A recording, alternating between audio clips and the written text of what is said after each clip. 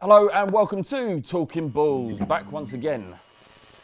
I've got my silly jumper on, so get it out of the way while you can. It's very funny, it's actually classy, but whatever, fuck you. This weekend, Tottenham returned to Chelsea for the first time since the slaughter of Stamford Bridge last season. Many will remember the game for two things. One, it was where Spurs threw the league. Secondly, for the 9 yellow cards given to Tottenham players and the savagery of Eric Dyer. Dyer went through player after player and somehow avoided being sent off. He was later substituted and did a cutthroat gesture towards Fabregas as he left the pitch.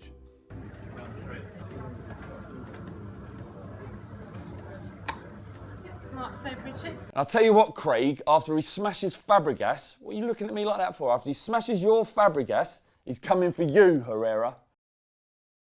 My position is that I don't really have any issue with any of his behaviour. Sometimes in a football match, emotion and spirit overspills into rash challenges and bad behaviour. So my question to you is, if one of your players behaved like Dyer did in a derby game, would you be proud or angry at his actions? Be careful what you say. This is the worst miss you will ever see, bar none. I wonder what was going through his head. Oh God, another long ball. I don't even like Sunday League football anymore. It's shit. I hate these bastards in blue as well. Oh, hold on. Through. I'm through. Go on. Tits tonight. Yeah. Oh my God, what have I just done? Fucking hell.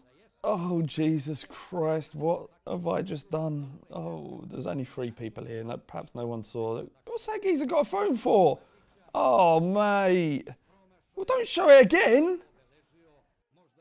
So the whole of English football took great delight in the exit from the Champions League of Tottenham Hotspur this week. Wave after wave, wave after wave. As a Spurs fan, I took this particularly poorly. Arsenal fans, as you can expect, were especially buoyant. Now I've got something to say. Tottenham, we've ripped the plaster clean off. We've been shit, we've suffered the pain in one fatal blow, and it hurt. It hurt bad. Arsenal though, they're picking at the edge of the plaster. They're slowly pulling it back in a long-winded, painful execution. The reason you're picking at that plaster is that it looks like Arsenal will finish second in their group again. 72% of teams that finish second don't make it past the next round. It's happening again, James. It's happening again. They're having a terrible November. They've won 1 game against some Bulgarian part-timers.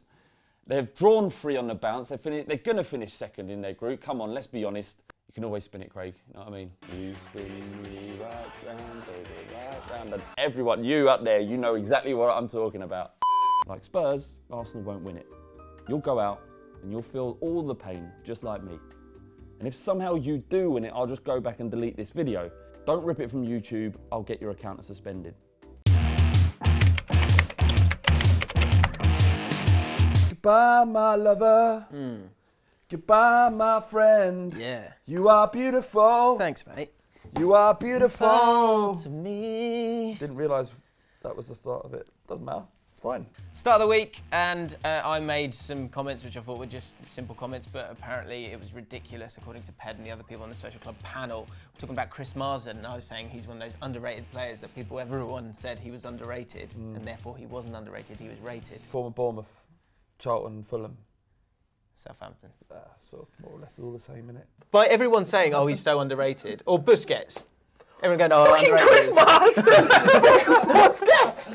Fucking won every fucking trophy in the cabinet. There you go. The other fella works at B and fucking Q now. Yeah. Well, Ped, you're wrong. Doesn't work at B&Q. He said himself, it's Wix actually, Ped, not B&Q. So get your facts straight. That would be amazing, but also very sad. I have to go from the heights of Premier League football to It was win. a different game back then. Yeah. It was a different game Not back that different though. then. No, not really. Someone else said the Rav LFC. I had to Google who Chris Marsden was to check if he was even a real footballer. This also upset Chris. It's almost more disrespectful than saying you work at B&Q. True. And Chris wasn't happy, he just said the word ridiculous. Chris, delighted you're watching the show. I always thought you were really underrated. And keep watching, keep commenting. It's all engagement. Brilliant. That's underrated. Moving on to overrated, we did a video, you decide. You decide this week. You said that David Luiz was overrated. Yes. And people took exception to that, didn't they? Yes. In a big way. Yes. I think David Luiz is the most overrated player in the Premier League. 100 million in transfer fees. That's ridiculous. He's a calamity, a liability. I stand by this. I understand he's in great form, and I also understand that he's a good player. Yeah. But I do still think he's overrated. There's a lot of money that went for him, and he can Almost be a everybody- bit dodgy at times. Almost everybody disagrees with you. I understand that. What's But this? overall, What's this? Craig Craig has taken it especially. So if you don't know, Craig is a Chelsea fan, and he's asked young James to read this out. Are you serious? Reasons why David Luiz is not overrated.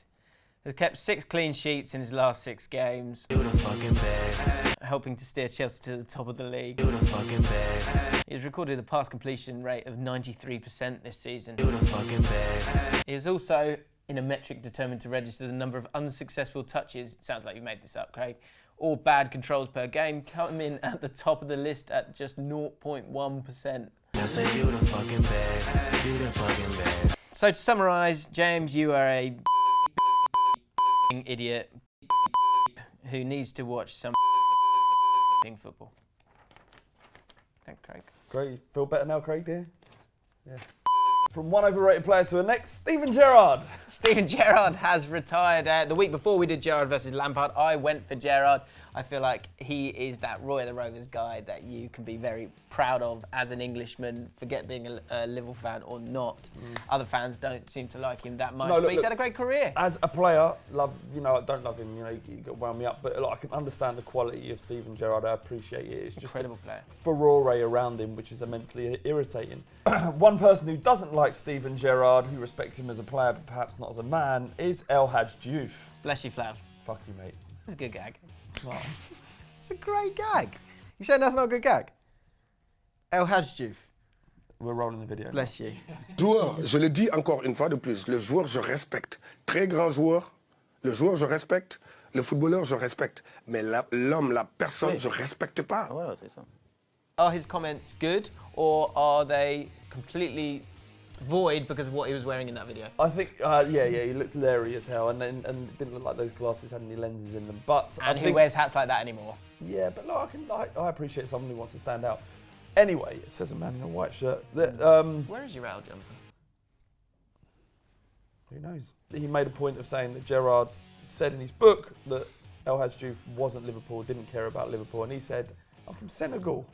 Why would I care?" Proud Senegalese. Yeah. Proud Senegalese. Why would he care? Exactly. I mean, I think fans expect a certain thing, and growing up as a Liverpool fan, as a Tottenham fan, as a QPR fan, you want your players to feel the same way as you do, but it isn't realistic. It isn't always that simple, No. but El Hadj Diouf is trouble, isn't it? Yeah, he's a scumbag. So let us know, are you in the El Hadj Diouf camp or the Gerrard camp? Do you think Gerrard's had a great career, or do you think there's just way too much hype over his career? Let us know who your overrated players are. Does anyone agree with me about David Luiz that I get he's a good player, but he's just overrated? Probably not. And any underrated players as well. Let us know your underrated players. Just as a caveat to that, I understand where you're coming from with David Luiz, yeah, but he's in form. But throughout his career, he's been a bit of a clown. That's fair. He's done a better argument in one sentence than I did over 2 videos. It's taken a while to get there. Yeah. It's been germinating. It's been a long road, Don't know the words. but I'm still not sure where we've been.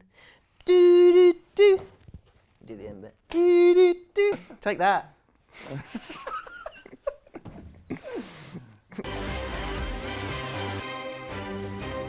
This week, 3 footballers have come forward to say that they were abused by coaches when they were children. It's easy to think that the masculine and macho world of football could somehow be immune to the flood of abuse cases that have scourged the entertainment industry. It seems, however, that this is not the case. For many young boys, football is a dream, that one day you'll be able to play for the team that you support and be a hero to those on the terraces. Those dreams are food for the corrupted, a way to groom and exploit eager young men who want nothing other than to become a professional footballer.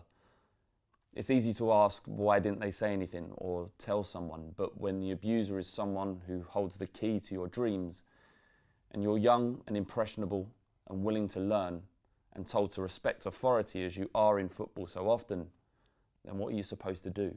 If this was just one case, perhaps just one paedophile who used his position to satisfy his urges, then it could be bracketed and dealt with.